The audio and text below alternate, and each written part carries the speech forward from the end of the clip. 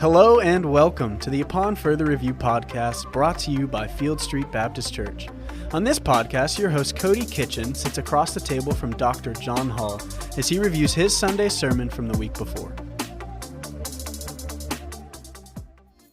Welcome to Upon Further Review podcast. I'm your host Cody Kitchen, and joined with me as always is the Dr. John Hall. Good afternoon, Cody. We are continuing our series in Luke verse by verse, and we are in Luke chapter 13, verse 10 through 17, with the title of a message, A Sabbath Healing and Controversy. As always, the first question, John, as you prepared this message, what are some things that came to mind? Really two thoughts. One thought is a little on the silly side. The second thought's a little more on the serious side. So the first thought, controversy in the church. Imagine that. There was definitely controversy that day in the synagogue after Jesus healed this poor woman from her affliction. Second, which is more serious, is the reality of hypocrisy among all of us. And I mentioned that in the 11 o'clock service, that every morning when I look in the mirror, I see a hypocrite. And I hate that about myself. So I think these texts that we've been encountering of late have been very pointed, not just at me, but starting with me, and having application for all of us within earshot of our own inconsistencies and hypocrisies that we don't like to think we have, but we do. So those are my first few thoughts. It was kind of like, man, do I really want to go into all that? But we did. That's good. And you gave us, on Sunday, you kind of gave us a mapped out view of this event that took place in these verses of 10 through 17. And you started with the explanation of the scene, and specifically in verses 10 and 11. And we were informed that Jesus is teaching on the Sabbath in a synagogue, and you make the point to help us understand that the Sabbath was created by God for us. And on the Sabbath day in particular, a lady that was bent over double comes, and all of this attention goes to her. And so you set the scene up great. Again, as always, we say go back and watch the sermon because that obviously goes into more detail. But then you go into verses 12 and 13, which show us the miracle. And you tell us that this woman had been bent over for 18 years, and this sickness was induced by demon possession, which I find that interesting. And I love that you emphasized that Jesus' heart was moved to help this woman.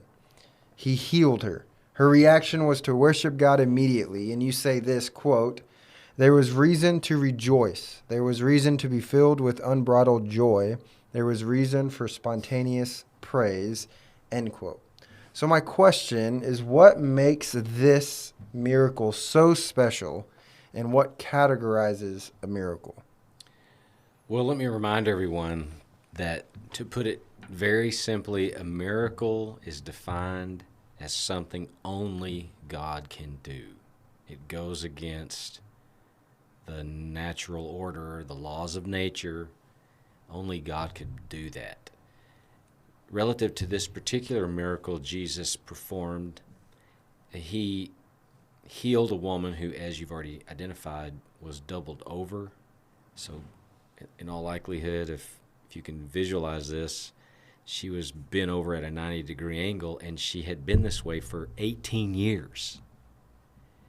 And in a sense, this was, as Jesus would later identify in verse 16, it was a victory over evil.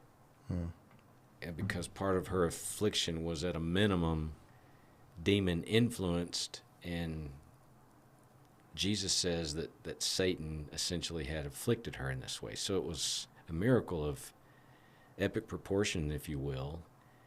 And he did in her and for her what she could never do for herself. No one could make that woman right physically, spiritually. Only God, through Christ. So that's what made it an extraordinary miracle. And then that it happened on the Sabbath. Right. That lit up some of Jesus' critics who did not appreciate the expression of his compassion to this lady with her terrible malady. And out of his compassion and power, he made her whole and restored her body where she could stand up straight again, the text says. So that's what made it a miracle, just something only God can do. Right. So to be clear, not everything we see going on in the world is miraculous by that definition. So we throw that word around and that concept around fairly flippantly when there are just some things that happen in everyday life aren't necessarily a miracle. Right. That's good. You then ushered us to see the controversy in verses 14 through 16. And it's hard for me to comprehend that anyone could get mad at witnessing a miracle.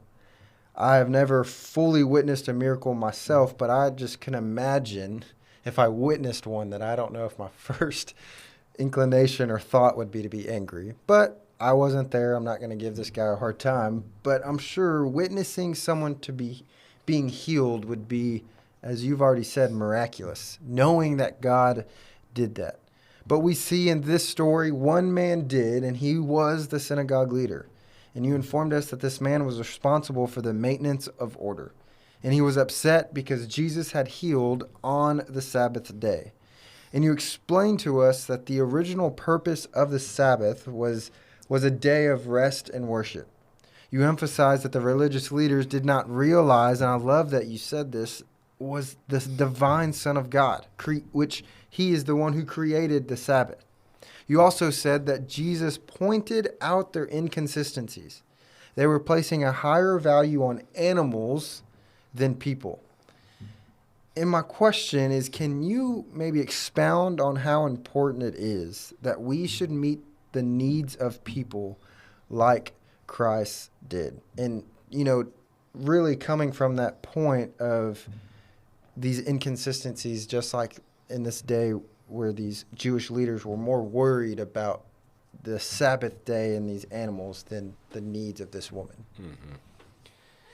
Yeah, I think every church wrestles with how do we meet needs. And I know we wrestle with that as well, and we expend a lot of time and energy and resources into meeting the needs of a few, really. Which makes me think about, can we meet every need? No. Can we meet some? Yes. It's interesting to me, you read the gospel accounts and you don't see, Christ didn't meet every single need that came across his path. There's, in his limitations imposed upon himself, being 100% human, it was physically impossible for him to meet every single need. Certainly he met a significant number of needs, but I think it's a great lesson to us. We're always going to have people around us who have needs. Can we meet all of them? No. Should we try? Should we make the attempt? Do we do our best to meet some of those needs? Yes. So I think, every church faces that dilemma, and one of the reasons why we aim to meet needs is because it is consistent with the example of Christ, and it often, not always, and that's troublesome, but it often can open the door for us to address the more important need, which is always spiritual in nature. So any church that's saying, "Oh yeah, we're meeting every need we come across," I just don't think that's completely truthful. I think there's probably in the heart of many churches, and I would think it'd be in the heart of ours, we want to meet the needs of people, and we feel a mandate to do that, and a compelling to do that. And I think it's genuine because I think our church has a big heart and a compassionate heart for the needs of people, and a responsive heart, but there's no way we can meet every need. Now, Right. The acute ones, that come through our doorstep, and we get a lot of those here at the church, I think we do a solid job. Could we do better? Yes. Are we fumbling the ball? No. So, you try to strike a balance, but I think the importance of meeting needs is because of what it can lead to beyond the meeting of paying a bill, helping purchase medicine, putting gas in someone's car. I mean, and how do we define need? I mean, is the need in the eye of the beholder? Your need, and when you feel it, must be fairly acute when you're going through that need, right? Right. And the same is probably true. So I think there's some wisdom in putting ourselves in the shoes of others, and we're probably more inclined then to be eager to meet needs if we'll walk a mile in someone else's shoes. I'm all over the place on this, but you asked. Yeah. I mean, I think it's good, and I just think back to, you said it. I don't remember if it was. I think it was in kind of the setting the scene of the miracle, talking about Jesus's heart and how his heart went out for this woman. And I just, as you were answering, I thought about that again of just, he could have easily ignored it, but it proves the fact that Jesus, one, had a heart, but two, cared for the needs. And I think it's important and a good reminder, so I thank you for bringing that up, that we can't meet the needs of everybody. Mm-hmm. And someone, who has that heart of wishing they could meet the needs of everyone, it can be hard sometimes. One, because sometimes we can't physically meet the needs of that individual. Yeah.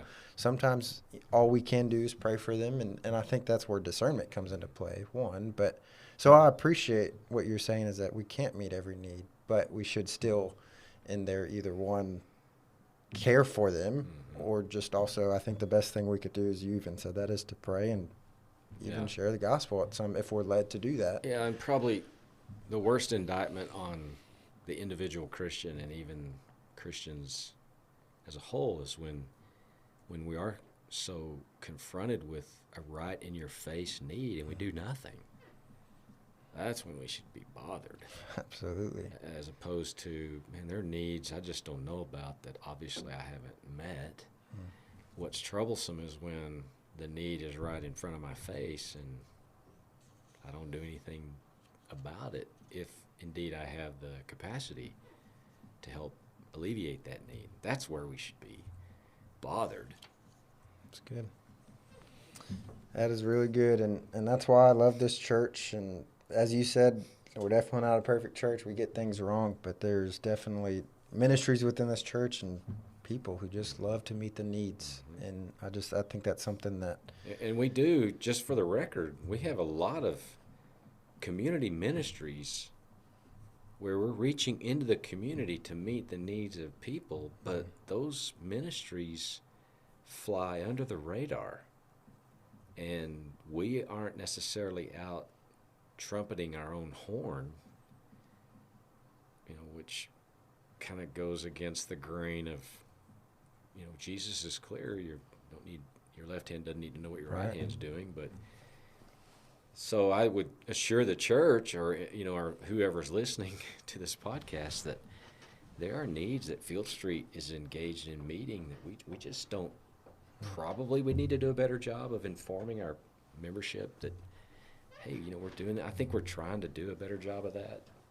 Absolutely. But I just, when I read the Gospels, if Jesus met every single need, then why was the world in such a mess when he died on the cross? And he did meet the most important need we have, which is the means to be reconciled to God by faith in him and repentance of sin. So that's good. There you have it. That's a perfect transition. It's like you planned that or something. Absolutely. Into verse 17, which we see the effect. And you say that we see these religious leaders had been silenced, and you used the word humiliated, and they had their value systems out of whack, is what you said. But we also see in verse 17 that we see the response of the crowd. They rejoiced in all that Christ had done. And so I know this could be maybe a weird question, but I just, thinking of some of the commonalities with our Christian culture today, that we value, there's so much, I think that our culture values so much more than God. And so, my questions, maybe what are some of those things? And one, how can we, the church, not only change that, I'm not saying that we're doing everything wrong, but how can we maybe, if there are things that we notice in our own lives that are definitely valuing more than God, how can we change that? Right. I think one of the things that we value, as did the synagogue leader, was our sense of what we think is right.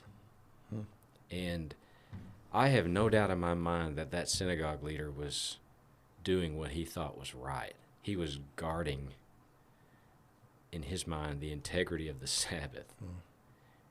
But he didn't apparently realize, at least there's no clue in the text that would lead us to believe that he realized. He did not realize that he was dealing with God in the person of Christ. So God incarnate in Christ, the creator and establisher, if you will, of the Sabbath.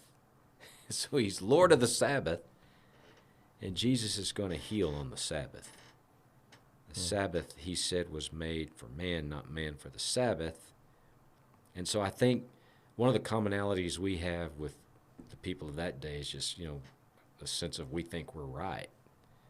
And then when we're confronted with the fact that, that particular value is not exactly right, it's a little off kilter because you're caring about the letter of the law versus here's a need right in front of you. You should be rejoicing in the fact that that need was met. That woman went home with her back straight. She could walk. No one was happier about that than she was after 18 years of utter misery.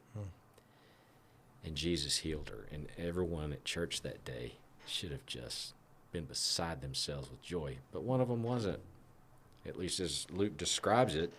Furthermore, in our culture, to answer, more practically, what do we value more than God? It's probably individualized.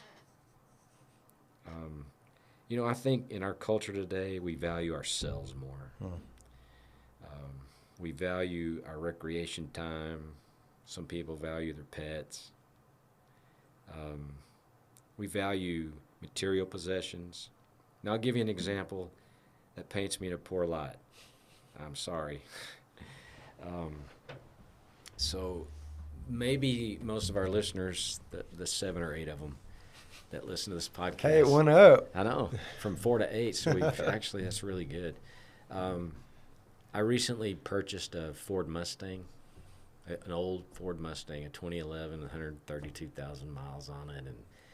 And I guess since I was in high school, I wanted a Ford Mustang. Well, it's been so out of reach for me because of other priorities that have demanded, our financial attention.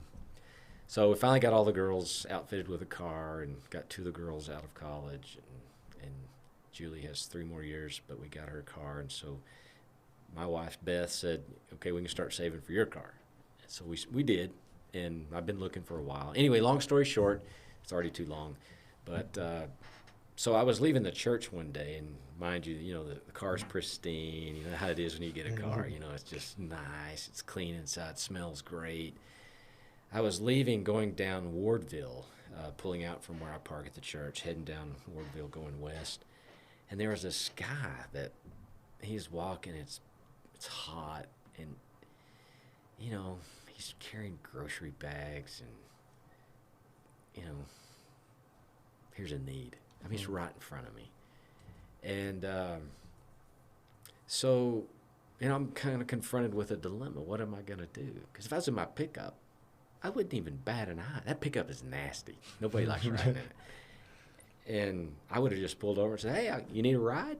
Clearly it's hot. Where you headed? I'll get you there. Well, my Mustang, it's got leather seats, and, it's pristine. It smells nice. I was debating this, and I believe, if I remember it correctly, I drove off and kind of got convicted by it. Now, God didn't say, John, you moron, turn around and go back and pick up that man. Right. But I had a clear sense of, is this car more important to you than that man's need? You can meet his need. You got plenty of room in the front seat. So I went back and picked him up. he was very grateful, and I was very ashamed that I had that moment of hesitation. I value this more than I value some man who clearly I can help. It's hot outside, John. Have some compassion. It turns out he lived over behind Chick-fil-A, and he was very appreciative, and we had a nice visit, between the church and where I dropped him off, and I probably massacred any blessing I might have received from the helping him because my attitude and my heart wasn't exactly right in the beginning. But God got my attention, and he didn't have to make the car die, or I didn't think to myself, oh, if I don't do this, God's going to punish me severely and he's going to puncture the tires or whatever. I didn't think that, but just thought, okay, we have to live out our Christian faith in the smallest of ways. And sometimes you need to make the decision what you're going to do before you're confronted with having to make the decision. So I'm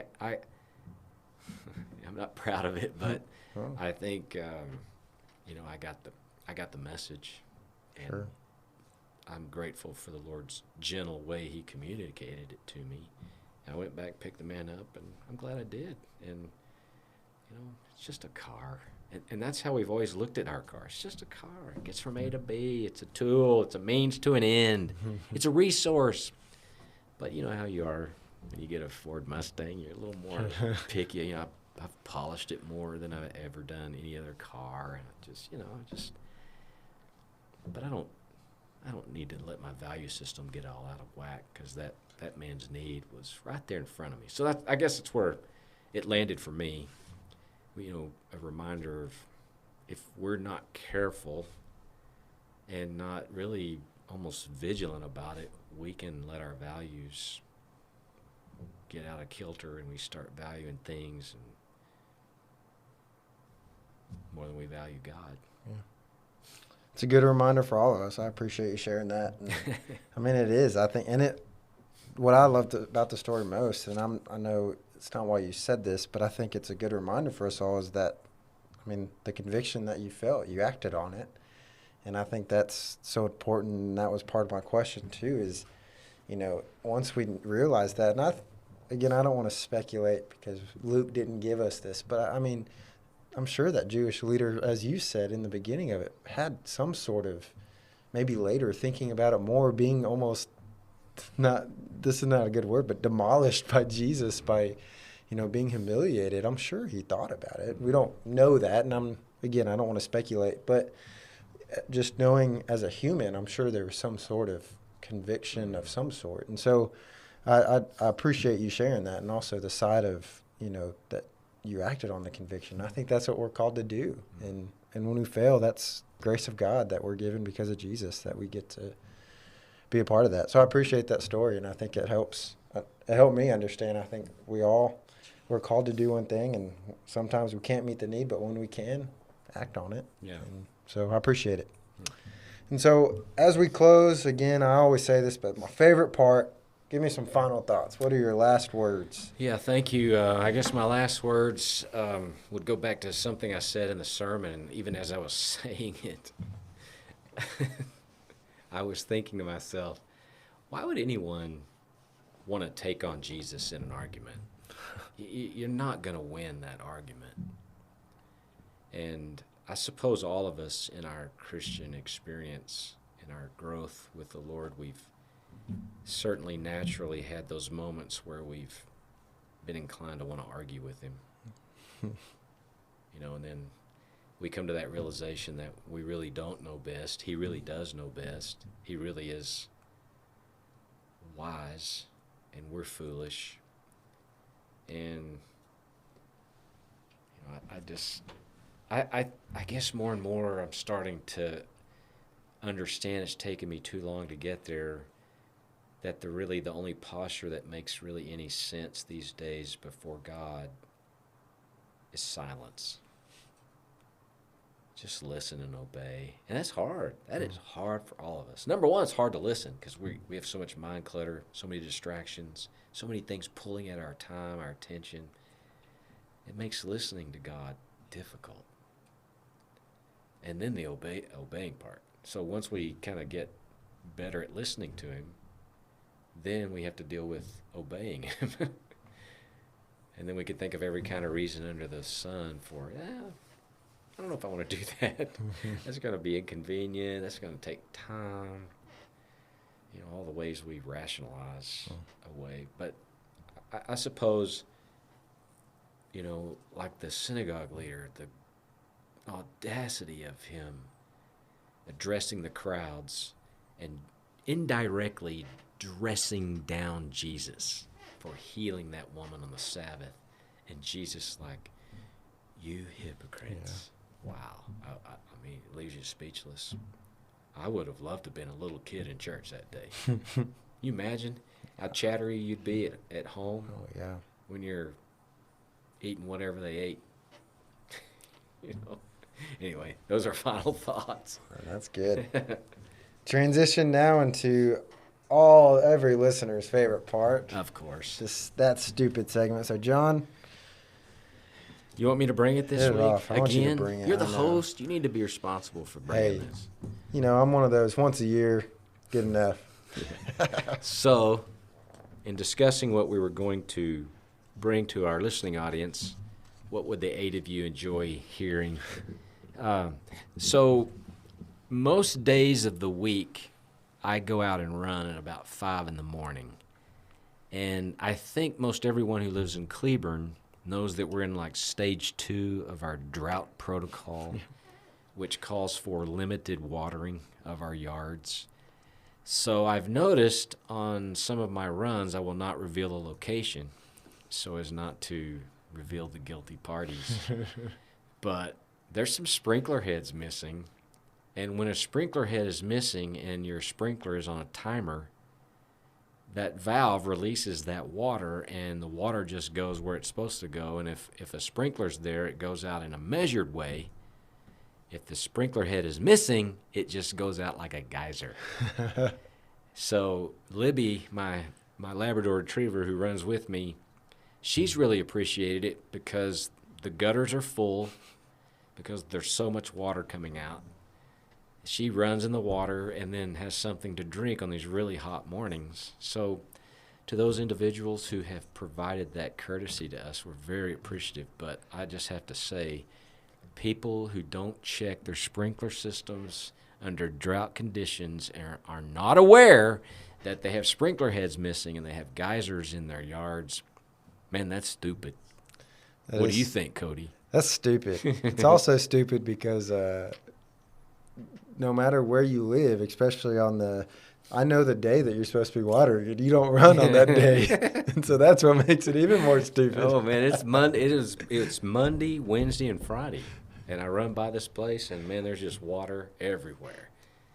And while my dog appreciates it, and I'm grateful my dog can lap up some water and splash around in it, it is a waste of water. Yep. That's stupid. It is stupid. Yeah. Especially when you go to Lake Pat Cleburne and see how low it is. Yeah. So when you people don't have any water to flush your toilets, it wasn't my fault. I'm calling attention to the public. Check your sprinkler systems, people. Make sure your sprinkler heads are on. Oh, that's good. Yes. Yeah, that's pretty stupid. We need to give this to the city so they can send this podcast out just for this. Yeah, I'm sure they'll jump right on it. Well, as always, we're so thankful that you joined us. And to end this session, remember, make Christ known by what you say and how you live. Y'all have a great week. Thank you all for listening, and be sure to subscribe to Upon Further Review so you never miss an episode. If you have any questions, please be sure to reach out to us at info@fieldstreet.com. Thanks for tuning in.